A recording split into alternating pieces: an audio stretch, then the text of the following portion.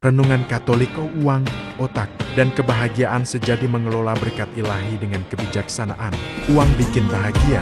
Absolutely yes, kata ilmuwan. Tapi, apakah Tuhan melarangnya? Mari kita bongkar fakta brutal tentang uang, kebahagiaan, dan bagaimana otak kita meresponsnya. Dari sudut pandang iman Katolik, siapkah Anda mengubah cara pandang tentang uang? Dari sumber dosa menjadi alat kasih dan berkat.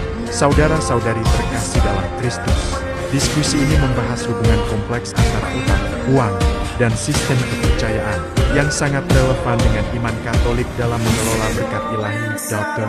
Ryu Hasan menjelaskan bahwa uang pada dasarnya adalah sebuah sistem kepercayaan atau realitas intersubjektif yang mengikat banyak orang.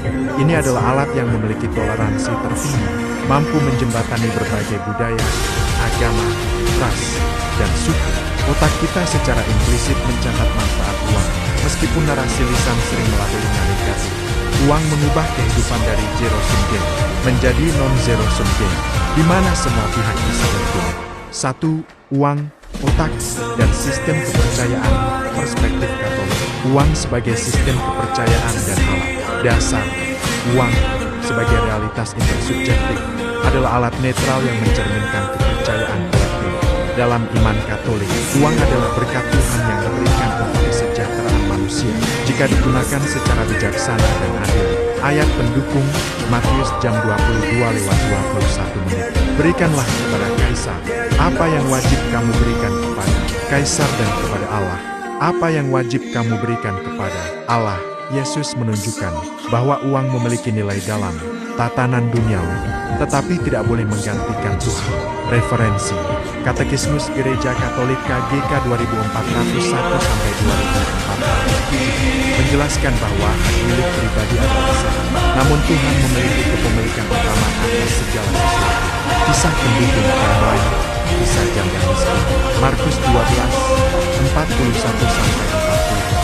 Yesus memuji janda yang memberikan uang dasar bekas kayu. Allah sekitar 30 M. Jumlah uangnya kecil, tetapi kepercayaannya kepada Tuhan dan kesehatan besar. Ini menunjukkan bahwa nilai uang bukanlah pada memberi, melainkan pada sistem kepercayaan dan neotribalisme. Peran otak dan memori implisit. Dasar otak manusia secara implisit mengenal manfaat uang, meskipun narasi eksplisit sering negatif.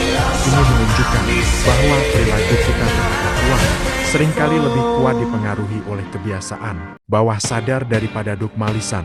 Ayat pendukung Roma 12:2. Janganlah kamu menjadi serupa dengan dunia ini, tetapi berubahlah oleh pembaharuan budinya, sehingga kamu dapat membedakan manakah kehendak Allah. Panggilan untuk mengubah memori implisit negatif. Referensi: KGK 1762-1770 tentang pentingnya pembentukan hati nurani dan bagaimana kebiasaan memori implisit memengaruhi pilihan moral. Kisah pendukung timeline.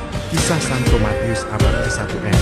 Sebagai pemungut cukai, ia terbiasa dengan manfaat uang secara implisit. Namun, panggilan Yesus Matius 9:9 mengubah narasi hidupnya secara eksplisit, meninggalkan pekerjaan lamanya dan mengikuti Kristus. Ini adalah perubahan memori implisit yang radikal. Uang sebagai non-zero sum game. Dasar, uang adalah alat yang dapat menciptakan keuntungan bagi semua pihak jika digunakan secara etis. Ini sejalan dengan prinsip subsidiaritas dan solidaritas dalam ajaran sosial gereja. Ayat pendukung Kisah Para Rasul jam 4:32 dan kumpulan orang yang telah percaya itu sehati dan sejiwa, dan tidak seorang pun yang berkata bahwa sesuatu dari kepunyaannya adalah miliknya sendiri, tetapi segala sesuatu adalah kepunyaan mereka bersama. Ini adalah contoh ideal non-zero sum game, di mana semua beruntung. Referensi: Ajaran Sosial Gereja Apostolik Citatem nomor 1 menekankan ekonomi yang melayani manusia dan kebaikan bersama. Kisah pendukung timeline. Pendirian Rumah Sakit Santo Fransiskus Assisi abad ke-13. Dengan menggunakan uang sebagai alat, Fransiskan mendirikan rumah sakit dan membantu orang miskin, menciptakan situasi non-zero sum di mana baik pemberi maupun penerima. 2. Fakta brutal, uang dan kebahagiaan dalam iman Katolik. Uang sebagai ukuran kebahagiaan. Dasar, Dr. Ryu Hasan menyatakan uang adalah sumber dan ukuran kebahagiaan. dan orang yang menolaknya seringkali tidak memilikinya.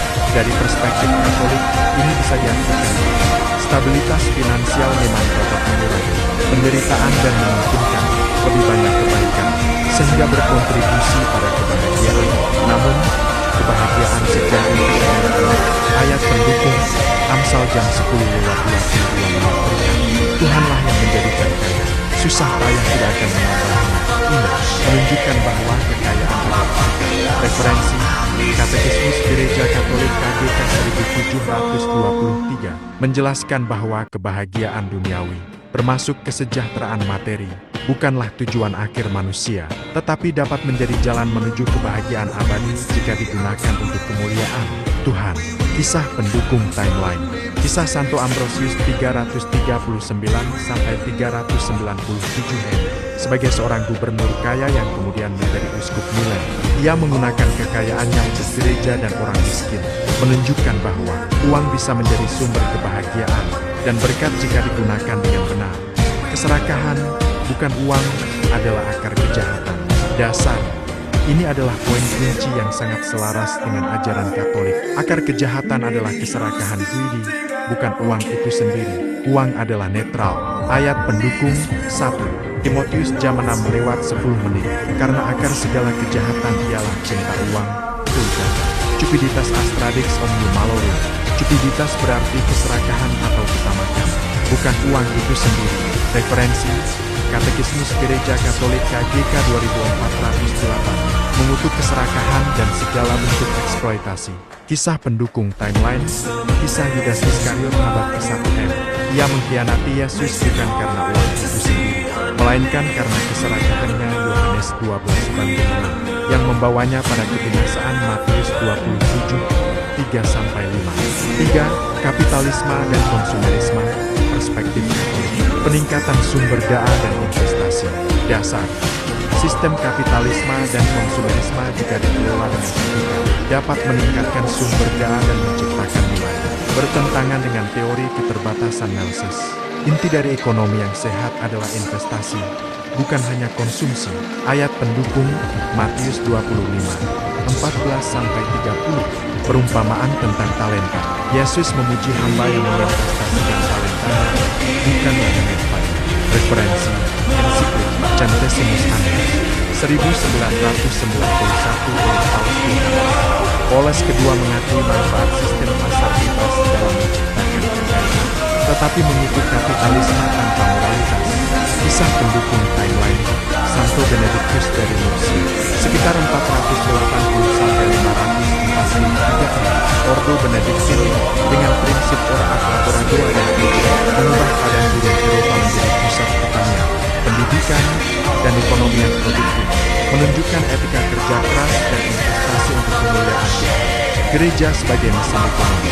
Dasar agama, termasuk gereja Katolik, telah dan terus menjadi penggerak kegiatan ekonomi yang luar biasa, melalui amal, pembangunan, pendidikan, dan tradisi keagamaan.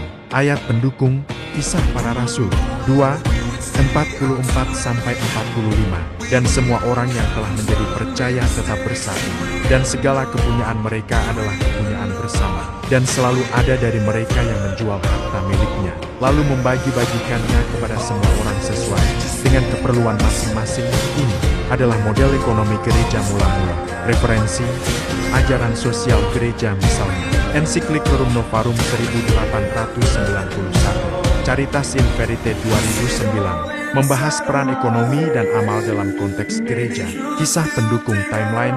Pendirian universitas Katolik di seluruh dunia misalnya Universitas Bologna 1088 m, Oxford 1096 m, Paris 1150 m. Gereja adalah pelopor institusi, pendidikan dan amal yang menciptakan aktivitas ekonomi dan pengetahuannya berkelanjutan selama berabad-abad. 4. Perilaku dan latihan membentuk hati yang benar. Memori implisit vs eksplisit. Dasar perilaku sehari-hari lebih didorong oleh kebiasaan memori implisit daripada dogma memori eksplisit. Ini berarti pembentukan karakter Kristiani memerlukan latihan, bukan hanya pengetahuan. Ayat pendukung Yakobus jam 1:22. Tetapi hendaklah kamu menjadi pelaku firman, dan bukan hanya pendengar saja, Sebab jika tidak demikian, kamu menipu diri sendiri. Referensi, Katekismus Gereja Katolik KGK 1803, tentang keutamaan moral yang diperoleh melalui latihan dan rahmat. Kisah pendukung timeline, Santo Ignatius Loyola, 1491–1556. Latihan rohani 1522–1528. Yang ia kembangkan adalah serangkaian praktik untuk membentuk memori implisit spiritual, mengubah kebiasaan batin menjadi lebih selaras dengan Kristus. Bukan hanya pengetahuan doktrinal, pentingnya latihan dan pembiasaan. Dasar, perubahan perilaku sejati tidak terjadi hanya dengan sikap. Kuncinya adalah latihan dan pembiasaan sejak kecil dalam lingkungan.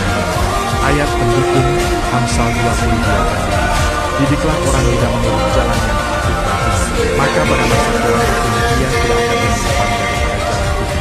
Referensi, KGK 2226, tentang pentingnya pendidikan Katolik sejak dini.